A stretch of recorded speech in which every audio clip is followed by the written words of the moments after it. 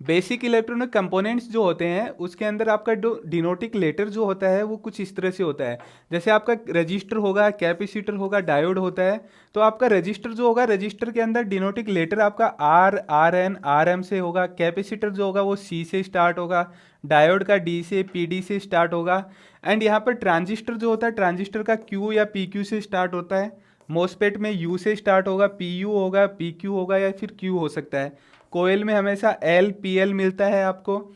Chip के अंदर आपको हमेशा यू पी यू मिलेगा। जो चिप होगी, आईसी जो होती है, उसमें आपको मल्टीपल पिन्स मिलती है नीचे की साइड में।